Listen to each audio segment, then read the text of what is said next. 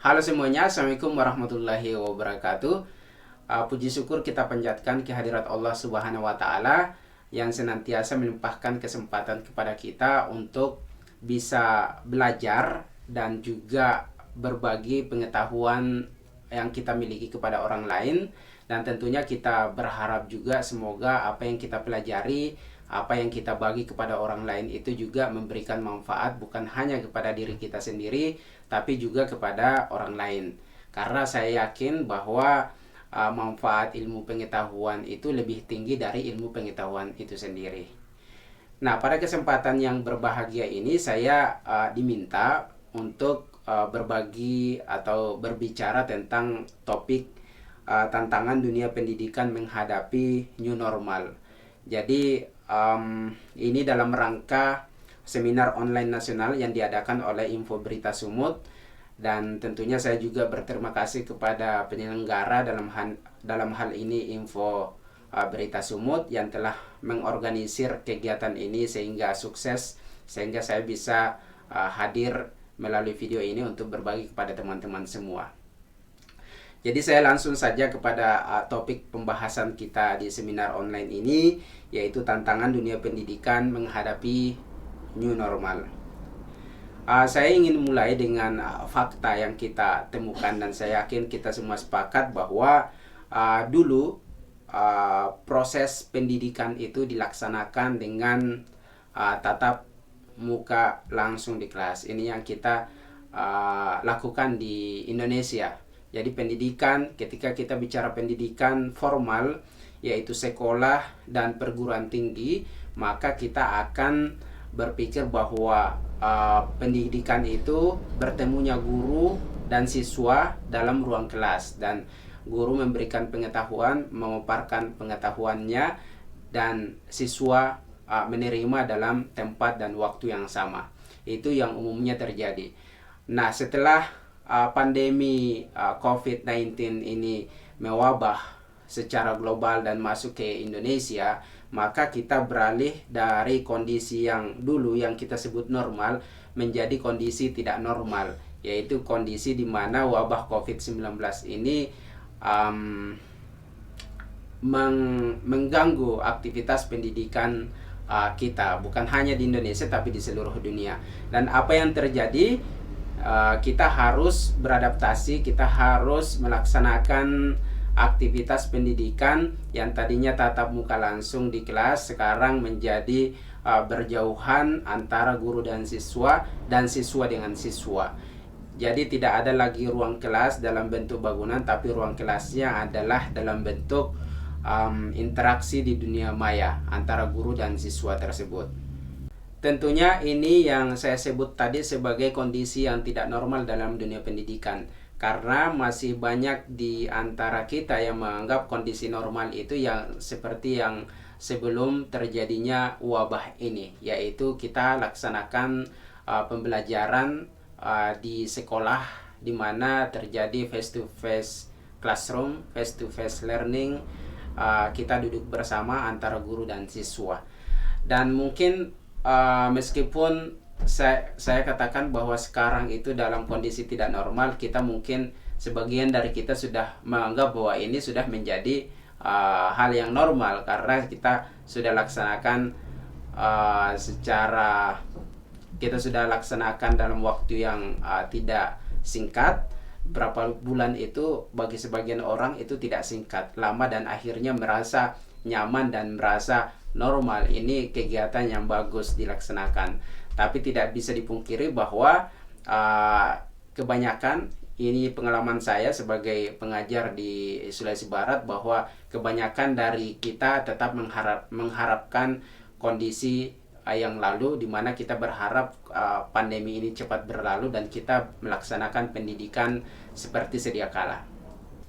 Nah, di sini dari pengantar yang saya berikan tadi, kita mengenal 3 kondisi pendidikan berdasarkan waktu, yaitu waktu dulu kita melihat pendidikan dalam bentuk formal, di mana terjadi face to face learning, siswa dan guru serta siswa dan siswa berinteraksi dalam ruang kelas atau sekolah yang waktunya atau tempatnya sama.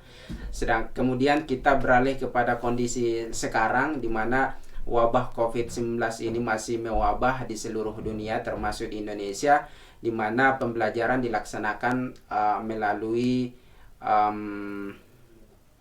dunia internet yang bisa kita sebut sebagai distance learning. Orang menyebutnya sebagai study from home, jadi belajar dari rumah. Seperti juga yang kita laksanakan sekarang ini, seminar itu dilaksanakan secara daring atau distance seminar. Jadi kita antar pembicara dengan audiens itu biasanya berada dalam satu gedung, satu tempat yang bersamaan. Sekarang tidak lagi. Jadi ini kondisi distance learning. Pertanyaannya kemudian apa atau bagaimana kondisi pendidikan atau pembelajaran setelah kondisi pandemi ini. Nah, itu yang juga menjadi topik kita sekarang, yaitu new normal. New normal di sini didefinisikan sebagai pasca pandemi. Kenapa? Karena kita memprediksi bahwa walaupun yang kita anggap normal itu adalah kondisi sebelum pandemi ini, tapi banyak dari kita berpikir bahwa kita tidak akan sepenuhnya masuk dalam kondisi yang betul-betul sama sebelum terjadinya wabah ini. Kita akan memasuki fase kehidupan yang baru, yang normal, tapi tidak sama dengan normal yang sebelumnya. Makanya disebut sebagai normal baru atau new normal. Jadi dalam dunia pendidikan kita pun akan bertanya bagaimana kondisi pendidikan di era new normal ini. Nah, menanggapi pertanyaan tadi, saya akan menjawabnya secara khusus dalam hal pembelajaran. Karena kalau kita bicara pendidikan, maka itu sangat umum. Kita akan bicara tentang kurikulum, kita akan bicara tentang levelnya mulai dari tingkat nasional sampai kepada tingkat yang sangat kecil atau yang paling bawah, yaitu tingkat sekolah, dan itu berbeda-beda. Kalau saya di seminar ini, saya ingin fokuskan kepada model pembelajaran yang akan terjadi di new normal ini, dan itu pula yang akan menjadi tantangan kita dalam dunia pendidikan, baik kepada guru maupun siswa ataupun kepada stakeholder di bidang pendidikan. Nah, model pembelajaran yang saya prediksi akan kita lakukan di era new normal ini dan seterusnya adalah blended learning. Saya yakin banyak di antara kita sudah familiar dengan istilah blended learning ini, karena memang bukan istilah baru dalam dunia pendidikan. Blended learning atau hybrid learning ini adalah model pembelajaran yang menggabungkan antara face-to-face classroom atau model formal yang kita lakukan dulu, yaitu pembelajaran di kelas, dengan non-formal atau kelas online. Ciri khas dari model pembelajaran ini adalah mengintegrasikan teknologi untuk meningkatkan pembelajaran.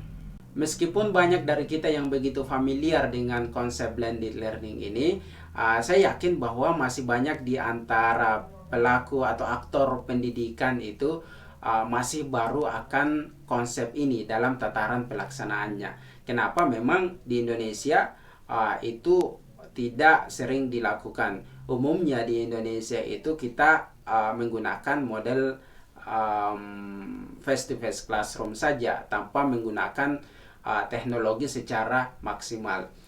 Dan saya bicara umumnya karena saya tahu bahwa ada beberapa institusi pendidikan di Indonesia yang juga sudah menerapkan, tapi dalam hal umum itu masih baru bagi kita. Tentunya ini akan menjadi pekerjaan rumah baru bagi kita karena kita akan masuk ke new normal dan tentunya kita pula akan masuk kepada model pembelajaran yang baru.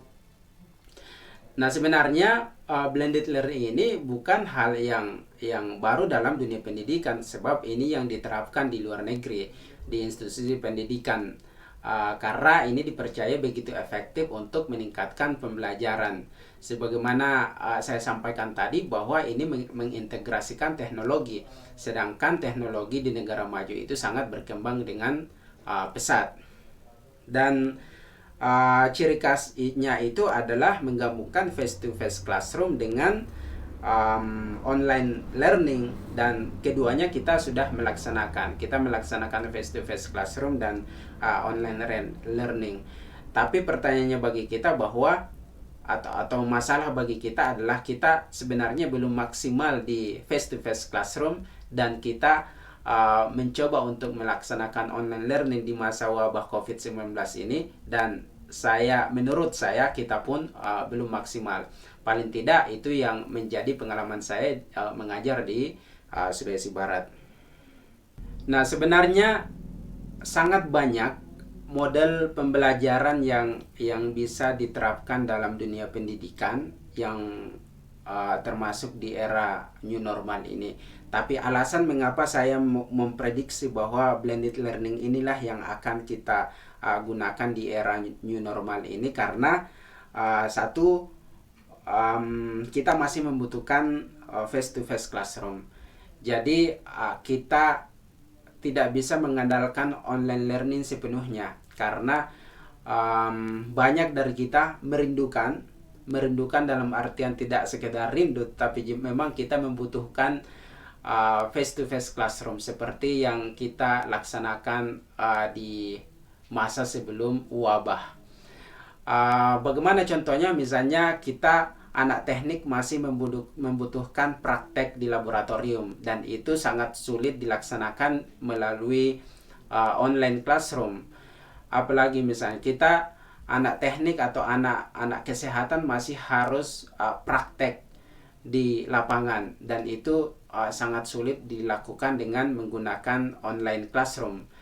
Dan masih banyak kegiatan-kegiatan diskusi yang dibutuhkan oleh mahasiswa atau siswa secara tatap muka. Bahkan saya pernah mendengar istilah bahwa meskipun kita bisa berkomunikasi dalam jarak yang jauh, tapi tidak akan pernah sama kualitas informasi kita, komunikasi kita ketika face to face.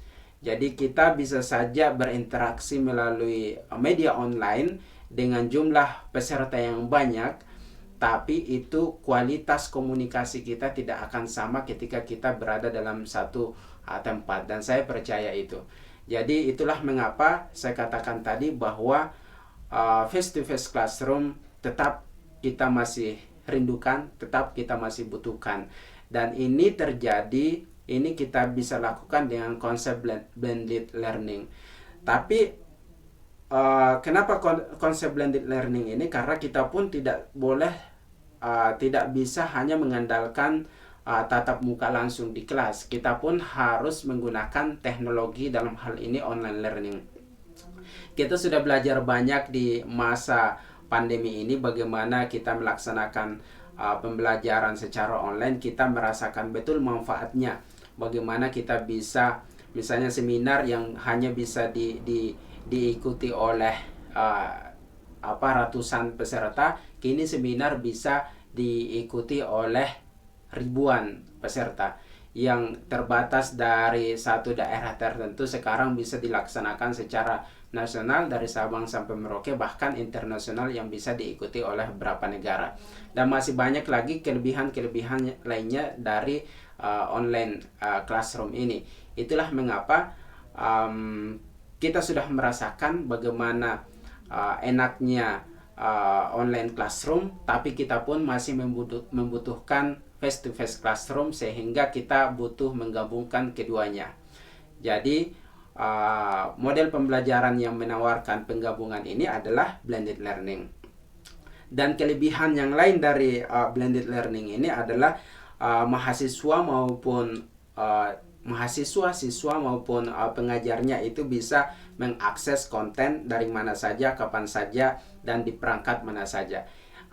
Ini sangat penting sebab siswa tidak dibatasi oleh tempat lagi. Kita bisa memiliki siswa atau guru tidak hanya di universitas kita atau di sekolah kita. Kita akan belajar dari orang yang berasal dari daerah atau institusi, bahkan negara lain. Dan ini sangat penting untuk bagaimana akses informasi konten yang kita pelajari dimanapun kita berada tanpa mengandalkan kita harus tatap muka. Dan yang lebih penting adalah blended learning ini akan meningkatkan kesempatan kita untuk berkolaborasi. Jadi sekarang paradigma untuk sukses itu bukan lagi tentang bagaimana melakukan kompetisi. Jadi berapa tahun yang lalu saya diajarkan bagaimana untuk selalu menjadi nomor satu oleh berapa orang, bagaimana untuk menjadi nomor satu. Dan untuk menjadi nomor satu itu umumnya dilakukan dengan kompetisi. Tapi sekarang ada paradigma yang baru adalah untuk menjadi sukses tidak harus dengan kompetisi tapi kolaborasi. Nah, kolaborasi itu semakin besar peluangnya dilakukan dengan konsep blended learning. Kenapa? Kolaborasi itu kita bisa lakukan lintas daerah, lintas institusi, bahkan lintas bidang ilmu dari adanya konsep blended learning ini. Jadi saya yakin kalau teman-teman searching referensi, teman-teman akan mendapatkan sekian banyak alasan yang bagaimana bagusnya blended learning ini untuk diterapkan. Tapi paling tidak 4 tadi itu sudah cukup bagi saya untuk menerapkan blended learning ini di era new normal atau pasca pandemi COVID-19 ini. Untuk memasuki fase baru dari pendidikan ini, yang kita harus lakukan adalah mampu beradaptasi atas perubahan yang akan terjadi. Kita sudah melakukan adaptasi dari normal ke tidak normal dengan bagaimana memaksakan diri untuk bisa belajar dan mengajar dari rumah. Kenapa? Zaman berubah, keadaan berubah, kita pun harus berubah. Dan kita pun sekarang dalam masa transisi untuk berubah dari sepenuhnya belajar dari rumah dan akan masuk ke new normal, di mana menggabungkan antara belajar dari rumah dan belajar bersama-sama di ruang kelas. Tantangannya adalah menuju new normal ini, dan itu berada pada proses adaptasi itu sendiri. Kita memang sudah tahu bahwa yang kita butuhkan sekarang adalah bagaimana beradaptasi, tapi pertanyaannya adalah mampukah kita beradaptasi. Jadi kita sudah tahu bahwa akan terjadi perubahan dari wabah ini, dari study from home menuju konsep pembelajaran yang baru yang saya prediksi adalah blended learning. Tapi pertanyaannya adalah, atau tantangannya adalah, apakah kita mampu berubah dari study from home menuju blended learning seperti yang saya katakan tadi. Kalaupun kita mampu, pertanyaannya apakah semua dari kita mampu. Jadi itu yang mungkin kita perlu diskusikan lebih lanjut. Nah, selain itu kita akan dihadapkan tantangan dalam menerapkan blended learning ini di era new normal. Walaupun saya sampaikan tadi begitu banyak manfaat yang kita bisa dapatkan dari blended learning, tapi tentu saja ini punya tantangan tersendiri, yaitu teknologi dan fasilitas yang mahal. Kita mungkin berpikir bahwa sepertinya study from home itu lebih murah atau lebih efisien dibandingkan dengan face-to-face classroom. Kenapa? Siswa tinggal beli kuota saja, tidak perlu menghabiskan biaya bensin, biaya angkot, biaya ojek untuk menuju kampus. Tidak perlu fotokopi, tidak perlu print, karena tugas itu bisa dilakukan melalui email saja. Itu contohnya. Tapi kalau kita memikirkan secara luas, bahwa sebenarnya teknologi yang kita butuhkan untuk menerapkan study from home itu sangat mahal. Jadi kita akan merasakan ini ketika kita melihat kondisi daerah yang kekurangan fasilitas teknologi. Dalam hal ini misalnya komputer, jaringan, kita akan mendapatkan itu. Di kota mungkin gampang saja, mereka tinggal menyesuaikan dengan proses pembelajaran. Mereka gampang saja berubah dari kondisi belajar di kelas menuju study from home. Tapi ketika kita menuju daerah yang kekurangan fasilitas, maka PR kita adalah membangun fasilitas dulu untuk bisa menerapkan study from home.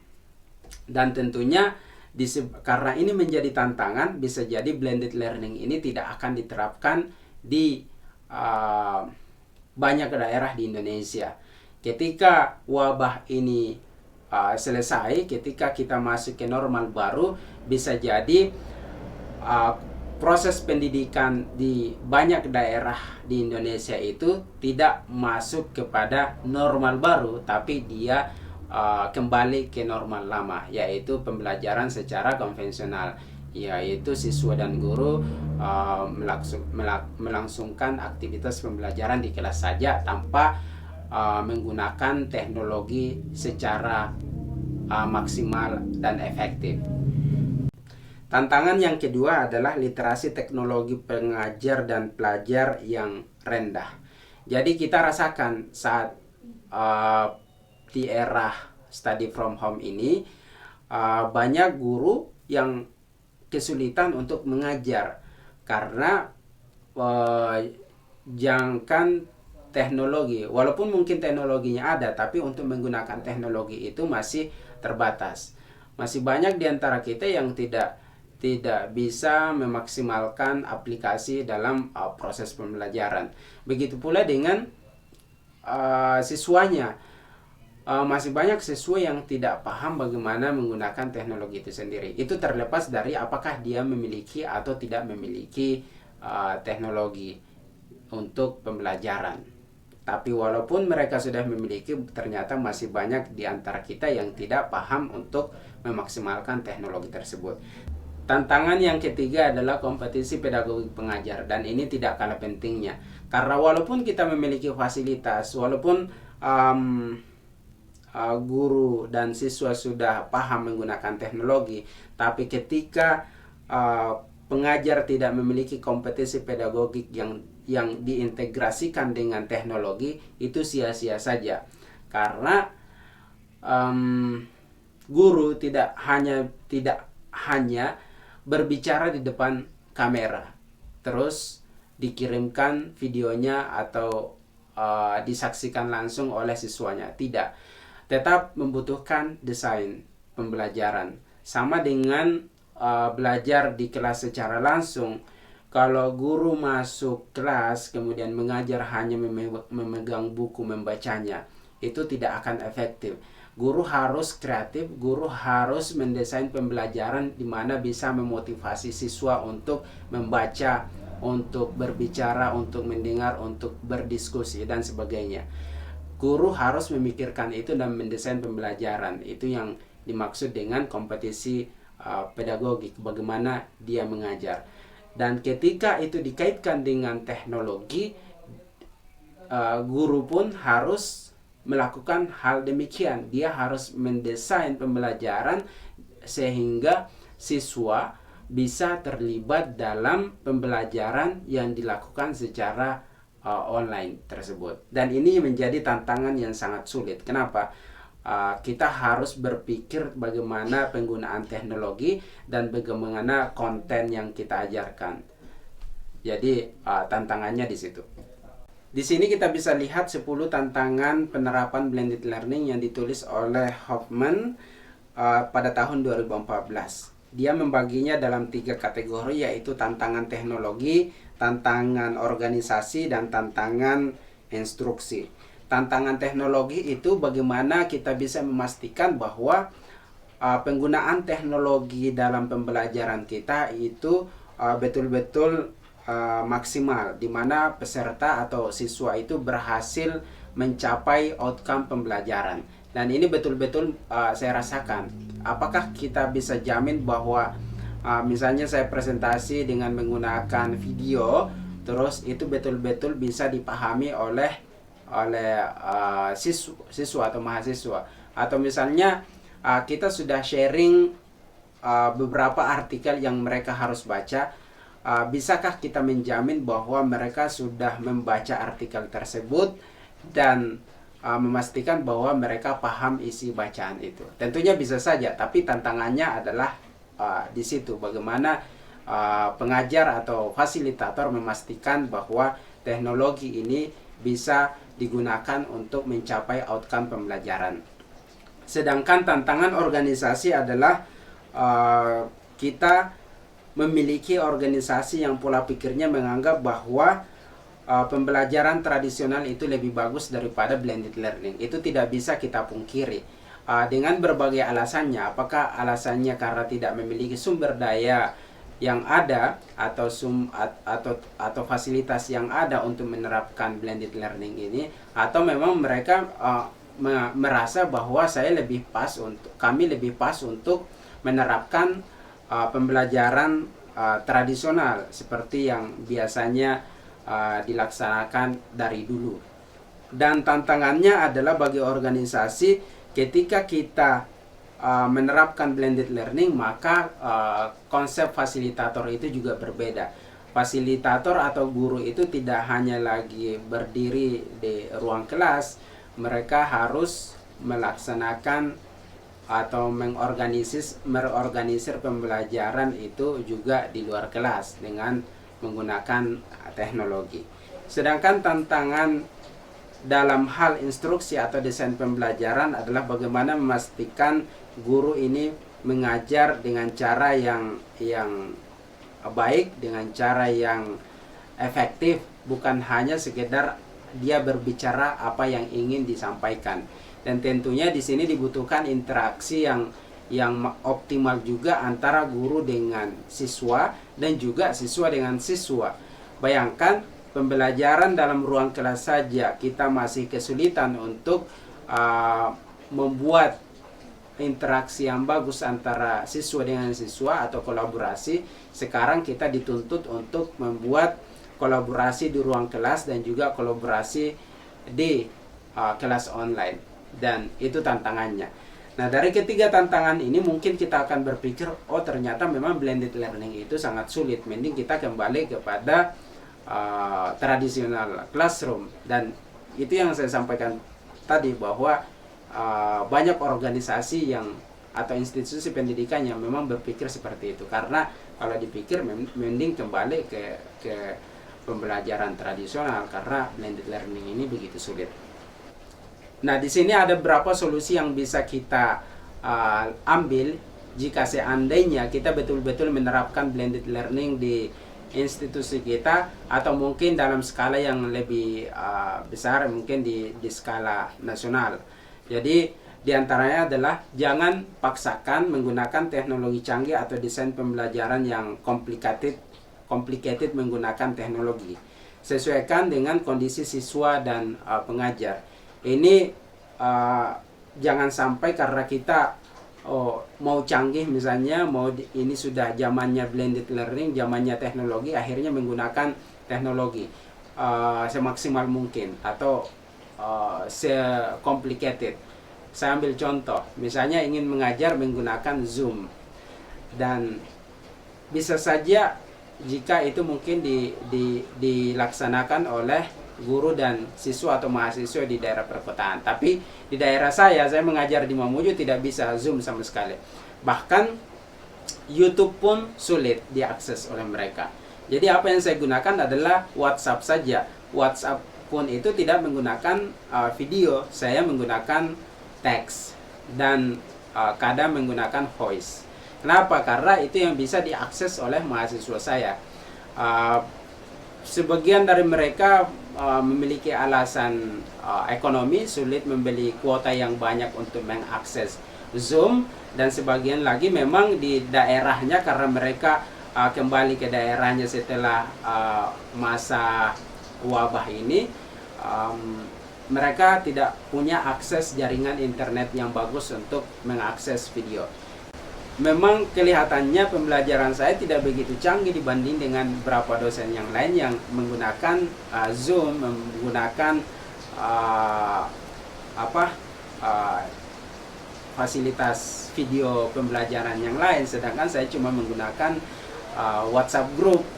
Memang demikian, kita tidak mau paksakan yang mana canggih, yang mana tidak. Kita bagaimana memaksimalkan penggunaan teknologi, tetapi juga tetap memperhatikan konteks siswa dan pengajar. Selanjutnya, solusi yang bisa kita ambil adalah peserta harus memiliki pengantar tentang pelaksanaan blended learning ini. Jadi, kita memang harus mengajarkan, melatihkan bagaimana konsep menggunakan teknologi ini kepada siswa. Jadi bukan hanya kepada pengajar, tapi memang juga kepada siswa. Jadi kita akan mendapatkan PR yang lain. Kita tidak hanya dituntut untuk menyampaikan konten atau konten dari mata pelajaran atau mata kuliah yang kita ampuh, tapi juga bagaimana mengajarkan, membimbing mahasiswa atau siswa untuk bisa memanfaatkan fasilitas teknologi yang kita terapkan dalam pembelajaran kita. Jadi memang akan semakin ekstra tugas kita sebagai pengajar. Dan kalau tadi siswanya, sekarang fasilitator pun atau guru di sini harus dipersiapkan sepenuhnya untuk memahami pelaksanaan blended learning. Jadi memahami di sini bukan hanya tentang teknologinya, itu teknologi sudah pastinya harus dikuasai, tapi juga bagaimana menguasai kontennya sebagai pengampu mata pelajaran atau mata kuliah. Setelah itu bagaimana mengintegrasikan antara pemahaman konten dengan pemahaman teknologi sehingga menjadi sebuah desain pembelajaran yang bisa digunakan secara efektif mendapatkan outcome pembelajaran. Dan itu juga pada akhirnya bagaimana bisa dirasakan oleh guru maupun siswa lebih nyaman menggunakan model ini. Itulah tadi pemaparan saya tentang tantangan dunia pendidikan di era new normal. Tentunya ini masih sangat kecil lingkup pembahasan saya, karena kalau kita bicara dunia pendidikan itu luas seperti yang saya sampaikan tadi. Kita bicara dari level nasional sampai kepada level sekolah. Dan banyak aktor-aktor pendidikan yang harus dilibatkan di dalamnya. Bukan hanya guru dan siswa, tapi juga yang lain. Ada kepala sekolah, ada kepala dinas, ada menteri pendidikan, ada bupati misalnya, ada kepala desa, ada orang tua, dan juga stakeholder di bidang pendidikan. Itu sangat kompleks kalau kita bicara dunia pendidikan. Saya cuma mengambil salah satu di antaranya, yaitu konsep pembelajaran yang bisa diterapkan di era new normal dan apa tantangan yang akan kita hadapi seandainya kita mengaplikasikan model pembelajaran tersebut. Dan tentu saja kita masih memiliki opsi yang lain tentang model pembelajaran yang bisa diterapkan, termasuk kembali kepada normal lama. Dan itu juga saya prediksi akan tetap dialami oleh sebagian besar institusi pendidikan, khususnya di daerah yang sangat sulit mendapatkan akses teknologi. Jadi itulah pemaparan saya. Mudah-mudahan bermanfaat. Silakan sharing jika ada pendapat lain atau mungkin ada pertanyaan, kita bisa diskusikan. Sekali lagi terima kasih sudah menyimak. Assalamualaikum warahmatullahi wabarakatuh.